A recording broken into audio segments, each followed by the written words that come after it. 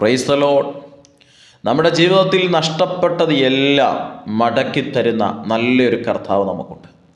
നഷ്ടപ്പെട്ട സമ്പത്ത്, നഷ്ടപ്പെട്ട കുടുംബജീവിതം, നഷ്ടപ്പെട്ട നന്മകൾ, നഷ്ടപ്പെട്ട ബന്ധം, എല്ലാം നഷ്ടപ്പെട്ടത് എന്തൊക്കെയാണോ വളരെ പ്രാർത്ഥനയോടായിരുന്നാൽ എല്ലാം മടക്കി തരുന്ന നല്ലൊരു കർത്താവ് നമുക്കുണ്ട്. 2 രാജാക്കന്മാരുടെ പുസ്തകം 6-ാം അധ്യായം 6-ാമത്തെ വേദഭാഗം ഇങ്ങനെ വായിക്കുന്നു. അത് എവിടെ വീണു എന്ന് ദൈവപുരുഷൻ ചോദിച്ചു. അവൻ ആ സ്ഥലം അവനെ കാണിച്ചു. അവനൊരു കോൽ വെട്ടി അവിടെ എറിഞ്ഞു. ആ ഇരുമ്പ് പൊങ്ങി വന്നു. അത് എടുത്തുകൊള്ളുക എന്ന് അവൻ പറഞ്ഞു. അവൻ കൈ നീട്ടി അത് എടുത്തു. വളരെ സുപരിചിതമായൊരു തിരുവചന ഭാഗമാണെന്ന് വായിച്ചു കേട്ടത്. എലീശ പ്രവാചകന്റെ ശുശ്രൂഷയുടെ കാലഘട്ടം. പ്രവാചക ശിഷ്യന്മാരെല്ലാവരും കൂടെ എലീശായോട് വന്ന് തങ്ങളുടെ അവസ്ഥയെക്കുറിച്ച് എലീശയെ ബോധ്യപ്പെടുത്തുകയാണ്. അവരുടെ ആവശ്യങ്ങളാണ് എലീശയോട് പറയുന്നത്. അതെ, ഞങ്ങളിപ്പോൾ പാർക്കുന്ന ഈ സ്ഥലം ഞങ്ങൾക്ക് തീരെ ഇടുക്കമാണ്. ദൈവത്തിന് സ്തോത്രം. അവരുടെ ഒന്നാമത്തെ ആവശ്യമാണ്, ഞങ്ങൾ ഈ പാർക്കുന്ന സ്ഥലം ഞങ്ങൾക്ക് തീരെ ഇടുക്കമാണ്. 2, എലീശയോട് പറയുന്നത്, ഞങ്ങൾക്കൊരു പാർപ്പിടം, വാസസ്ഥലം ഞങ്ങൾക്ക് ഉണ്ടാക്കണം. 3, എലീശ ഞങ്ങളുടെ കൂടെ വരണം. ദൈവത്തിന് സ്തോത്രം. അപ്പം ഈ 3 കാര്യങ്ങൾ എലീശയോട് പറയുമ്പോൾ എലീശ ഒന്ന് അതിന് അനുമതി കൊടുക്കുകയാണ്. എലീശ അവരുടെ കൂടെ പോകുകയാണ്.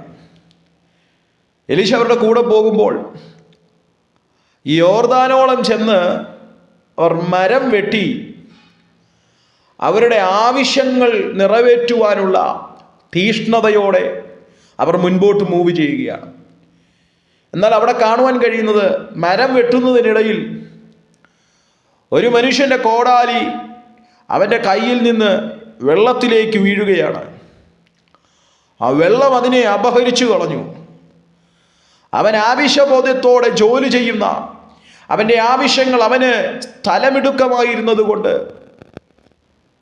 അവൻ്റെ ആവശ്യത്തിനകത്ത് വളരെ തീഷ്ണതയോടെ അവൻ വേല ചെയ്തുകൊണ്ടിരിക്കുമ്പോൾ അതേ വായ്പ വാങ്ങിച്ചുകൊണ്ട് വന്നിരുന്ന ആ കോടാലി യോർദാനിലേക്ക്, ആ വെള്ളത്തിലേക്ക് വീഴുകയാണ്.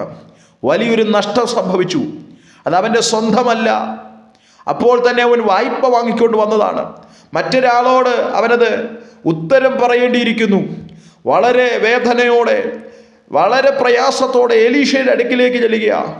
യജമാനനെ, അതെ, ഞങ്ങളുടെ വേലയ്ക്ക് പ്രയാസം വരുത്തത്തക്ക നിലയിൽ ഞങ്ങളുടെ കയ്യിൽ നിന്ന്, എൻ്റെ കയ്യിൽ നിന്ന് കോടാലി വെള്ളത്തിലേക്ക് വീണു. വലിയൊരു നഷ്ടബോധത്തിനകത്ത്, എൻ്റെ ചിന്തയിൽ പറഞ്ഞാൽ ഹൃദയത്തിനകത്ത് വലിയ വേദനയോടെ എലീശയുടെ അടുക്കിലേക്ക് ചെല്ലുക. ഇനി ഞാൻ എന്ത് ചെയ്യും? ഞാനിനി എന്ത് ആ വായ്പ വാങ്ങിയ അല്ലെങ്കിൽ വായ്പ തന്ന മനുഷ്യനോട് എന്തു പറയുമെന്നുള്ള ഒരു വലിയ ചിന്തയോടെ, ആമൻ, ഭാരത്തോടെ എലീശ പ്രവാചകന്റെ അടുക്കിലേക്ക് ചെല്ലുക. പ്രിയപ്പെട്ടവരെ, ചില വ്യക്തികളോട് ചോദിച്ച ചില വ്യക്തികൾ പറയും, ഞങ്ങൾ ഇത്ര വർഷം അധ്വാനിച്ചു, ഞങ്ങൾ വളരെ പ്രതീക്ഷയോടെ വേല ചെയ്തു, ഞങ്ങൾ വളരെ പ്രതീക്ഷയോടെ ഞങ്ങളുടെ ബിസിനസ്സുകൾ ക്രമീകൃതമായി കാര്യങ്ങൾ ചെയ്തു വന്നു, പക്ഷെങ്കിൽ ഏതോ സിറ്റുവേഷനിൽ ഞങ്ങൾക്കതെല്ലാം നഷ്ടപ്പെട്ടു. വലിയ പ്രതീക്ഷയോടെ, ചിലരോട് ചോദിച്ച ചിലർ പറയും, വലിയ പ്രതീക്ഷയോടെ ഒരു കുടുംബജീവിതം ആരംഭിച്ചത്. എന്നാൽ ആ കുടുംബജീവിതം ഒരു സക്സസ്ഫുൾ ആകാതെ, പൂർണ്ണതയിലെത്തിക്കാതെ, മുൻപോട്ട് മൂവ് ചെയ്യാതെ എവിടോ അത് താറുമാറായി പോയി. കർത്താവിന് സ്തോത്രം. ചിലരോട് ചോദിച്ചാൽ ചിലർ പറയും, വലിയ പ്രതീക്ഷയോടെ ഞങ്ങൾ മിനിസ്ട്രി ചെയ്തു വരികയായിരുന്നു, അതേ മിനിസ്ട്രിക്ക് എവിടെയോ ഞങ്ങൾക്ക് വലിയ നഷ്ടബോധം വന്ന്, വലിയ നഷ്ടം സംഭവിച്ചു, മിനിസ്ട്രിയിൽ മൂവ് ചെയ്യാൻ കഴിയുന്നില്ല. ഇങ്ങനെ ഓരോ കാറ്റഗറിയിൽ ഓരോ വ്യക്തികളോട് ചോദിച്ചാൽ എല്ലാവരും പറയും വലിയ നഷ്ടം സംഭവിച്ചു. എൻ്റെ പ്രിയപ്പെട്ടവരെ, ഇന്ന് എൻ്റെ ശബ്ദം കേൾക്കുന്ന ഈ സമയത്ത് ഞാൻ ആത്മാർത്ഥതയോടെ കൈമാറട്ടെ. നമുക്ക് നഷ്ടപ്പെട്ടത് എന്താണ്?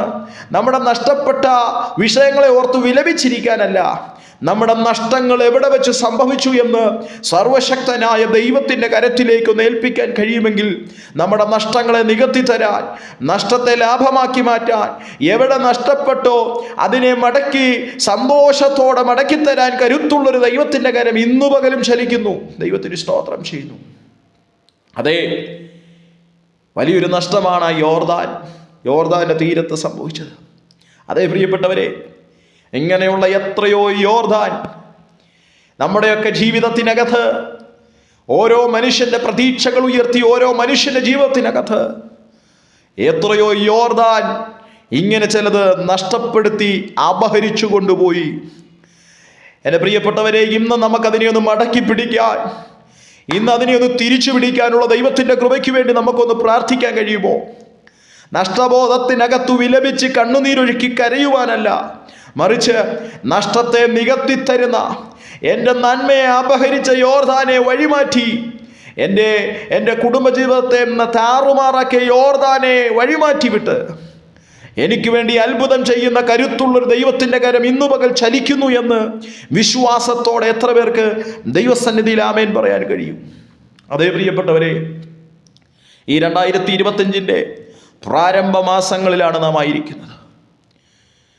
കഴിഞ്ഞ വർഷങ്ങളിലൊക്കെ അധ്വാനിച്ചിട്ടും, കഴിഞ്ഞ വർഷങ്ങളിലൊക്കെ വലിയ പ്രതീക്ഷയോടെ കെട്ടി ഉയർത്തിയ ബിസിനസ്സുകൾ, വലിയ സ്വപ്നം കണ്ട് ഉയർത്തിയ ഓരോ ക്രമീകരണങ്ങൾക്കകത്തും എവിടെയൊക്കെയോ നഷ്ടം വന്നിട്ടുണ്ടെങ്കിൽ ഈ നഷ്ടത്തെ എങ്ങനെ നികത്താൻ കഴിയും, ഈ നഷ്ടം എങ്ങനെ നികരും എന്നൊക്കെ ചിന്താഭാരത്തോടെ ആയിരിക്കുന്നെങ്കിൽ ഈ വചനത്തിനകത്ത് നാം ഉറക്കേണ്ട ആവശ്യകതയുണ്ട്.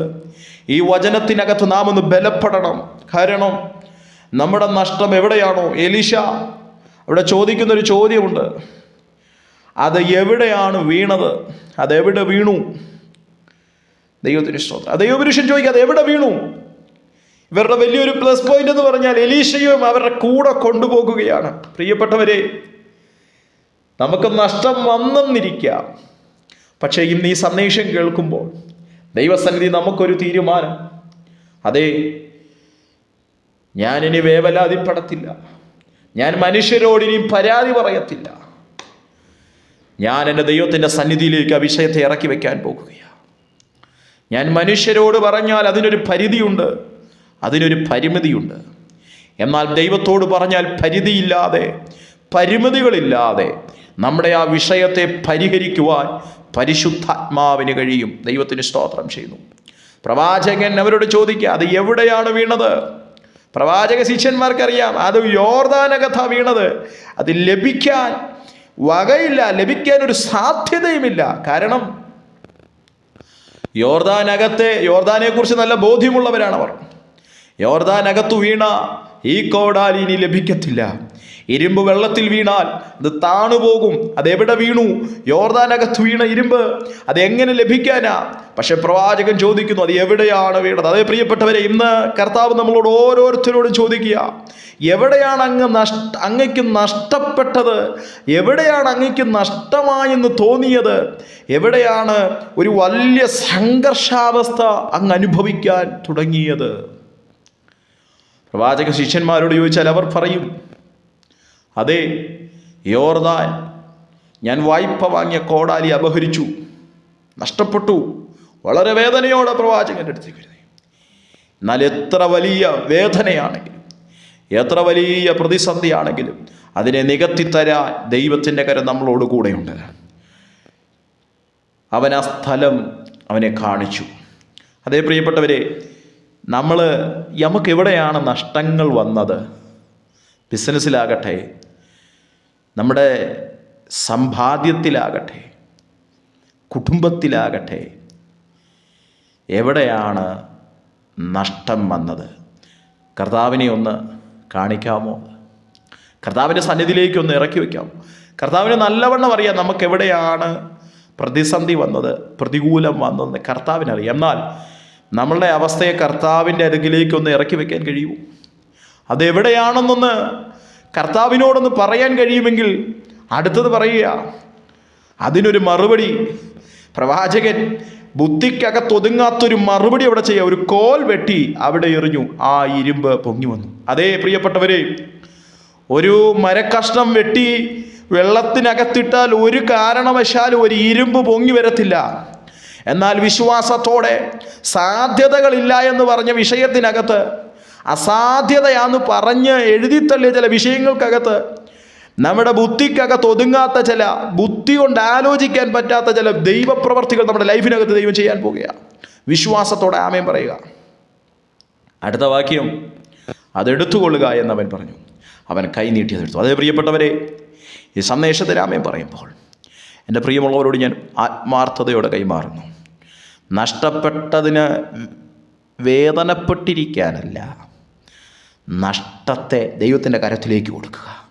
കർത്താവ്, എനിക്കിവിടെയാണ് എനിക്ക് കൈമോശം വന്നത്, എനിക്ക് എൻ്റെ പദ്ധതികൾ, എൻ്റെ കണക്കുകൂട്ടൽ തെറ്റിയത് ഇവിടെയാണെന്നൊന്ന് ഏൽപ്പിച്ചു കൊടുക്കാമെങ്കിൽ ഇന്ന് ഈ സമയത്ത് വലിയ ദൈവപ്രവൃത്തികൾ നമുക്ക് വേണ്ടി ചെയ്യാൻ കർത്താവ് സന്നദ്ധനാണ്. അതുകൊണ്ട് വളരെ വിശ്വാസത്തോടെ, പ്രത്യാശയോടെ, ദൈവാശ്രയ ബോധ്യത്തോടെ നമുക്ക് ദൈവസന്നിധിയിലേക്ക് താഴ്ത്തി ഏൽപ്പിക്കാം.